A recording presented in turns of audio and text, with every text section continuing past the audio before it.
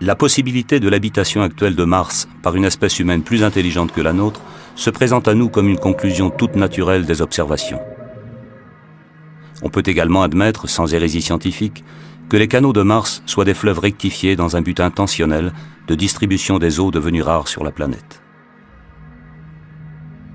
Les astronomes qui nient ces possibilités font preuve d'une singulière pauvreté d'esprit. Camille Flammarion, Rêves étoilés, 1888.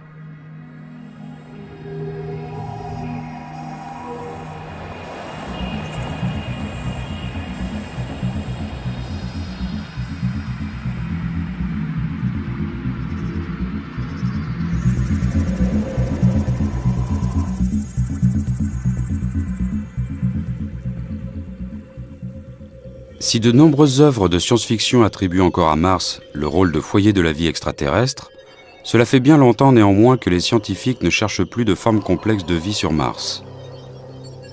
Aujourd'hui, ils espèrent plutôt y trouver des bactéries ou des acides aminés, ces briques élémentaires de la vie. Le 26 novembre 2011, une nouvelle mission appelée MSL, pour Mars Science Laboratory, a quitté Cap Canaveral avec à son bord le plus imposant de tous les robots jamais envoyés sur Mars.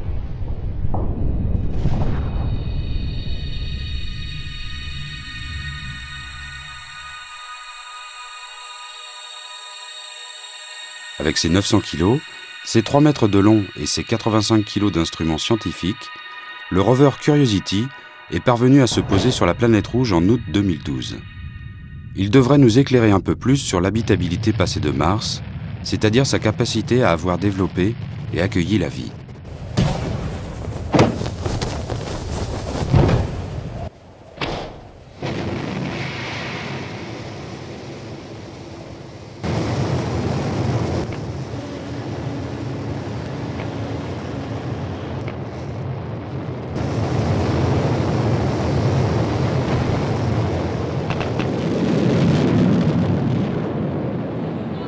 Habitabilité est le maître mot d'MSL, qu'on va décliner de 3 façons.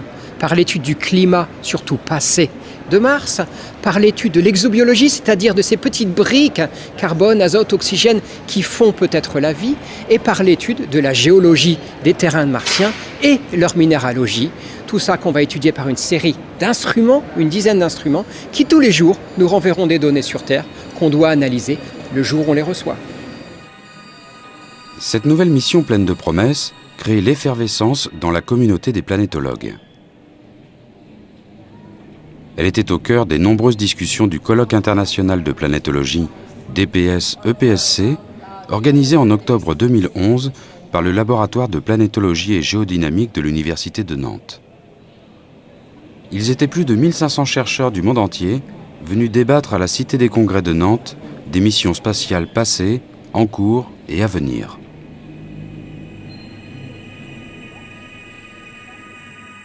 Jusqu'à 1972, les données qu'il y avait sur Mars laissaient penser que Mars était un petit peu comme la Lune, un désert cratérisé, sans grand intérêt pour la vie par exemple.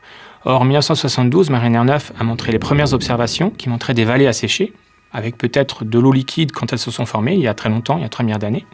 Et ensuite, Viking, les sondes Viking en 1976 ont démontré également qu'il y avait ces vallées un petit peu partout sur la planète, mais uniquement dans les terrains très anciens, ce qui montrait que cette période où il y a pu avoir de l'eau liquide à la surface, s'était faite il y a 3,5 à 4 milliards d'années.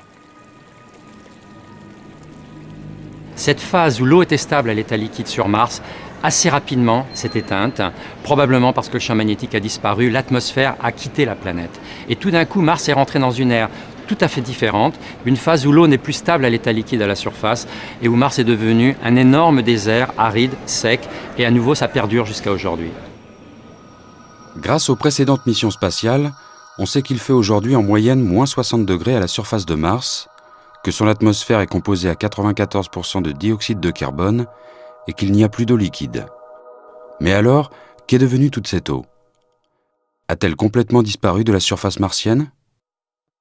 En fait, on ne peut pas dire que l'eau est disparue sur Mars.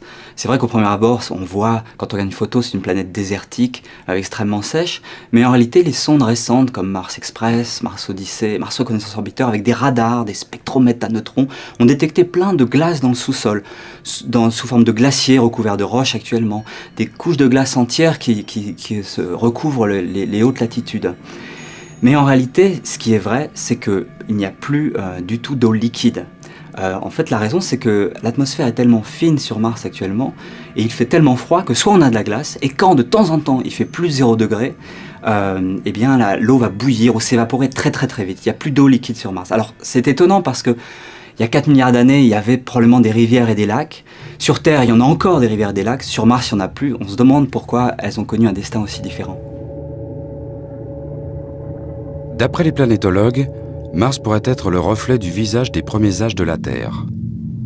On y observe des volcans et des canyons identiques à leurs homologues terrestres, quoique largement surdimensionnés.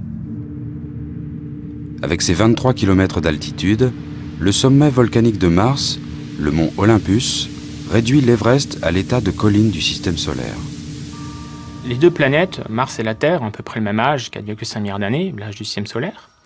Et malheureusement, sur Terre, on a très peu d'informations sur les très vieux terrains, ceux qui ont 3,5, 4 milliards d'années. Ces terrains-là ont été complètement déformés par la tectonique des plaques, enlevés par l'érosion. Du coup, ces informations sont manquantes. Mais sur les quelques terrains qui nous restent, des géologues ont trouvé des fossiles de bactéries à environ 3,5 milliards d'années, laissant penser que sur Terre, la vie s'est formée il y a 3,5 à 4 milliards d'années. Or, justement, sur Mars, ces terrains-là, ils sont très nombreux. Or, c'est dans ces terrains-là que l'on voit de l'eau liquide, enfin, on la voit par les résidus d'affleurement géologique, tels que des vallées asséchées, qui nous montrent que peut-être le climat était un peu différent sur Mars à cette époque et que la vie a pu s'y développer. Curiosity a ainsi pour mission d'aller explorer les vieux terrains martiens, ceux-là même qui ont peut-être abrité la vie. Mais étant donné que Curiosity ne peut se déplacer qu'à une vitesse maximum de 30 mètres par heure, il ne pourra pas tous les visiter. Il était donc impératif de bien choisir le site d'atterrissage et d'étude du robot. Le choix des sites de la mission MSL, c'est un processus qui a pris plusieurs années, environ 3 ans. Au départ, on demande aux scientifiques, proposez-nous des sites, parce que vous les scientifiques, vous savez là où vous voulez aller et argumentez les raisons pour lesquelles vous voulez aller à tel ou tel endroit. Il y en a eu 60 de proposés. Il y a eu un débat scientifique qui en a écrémé quelques-uns.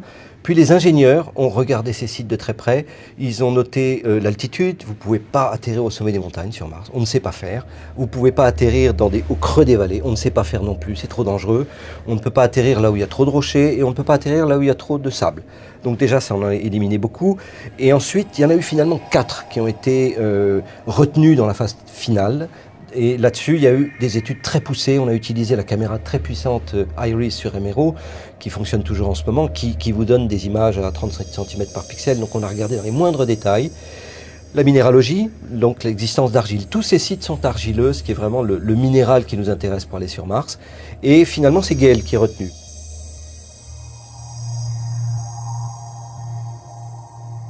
Gale has a basic excavation, but then the crater itself has been filled in with sediments.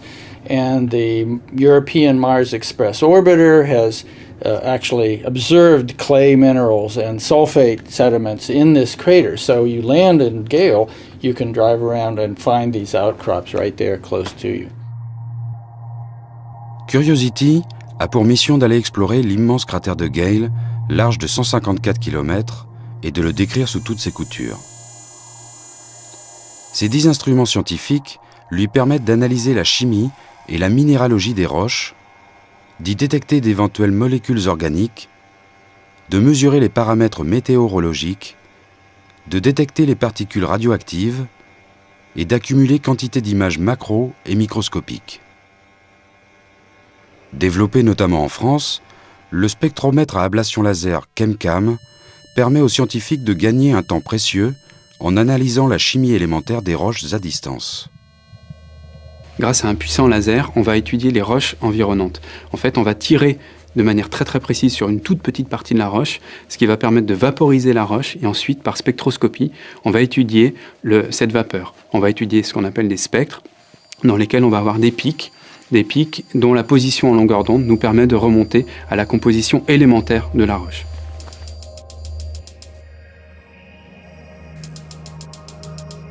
Cet instrument ChemCam est fait pour fonctionner à distance. Jusqu'à 7 à 9 mètres de distance, on va pouvoir tirer au laser et étudier cette roche dans une même journée, jusqu'à 20 roches, les analyser toujours en temps réel sur Terre, et puis décider quelle sera la bonne roche que demain on va utiliser pour aller faire une analyse en détail, envoyer tout le rover vers la roche qu'on aura choisie.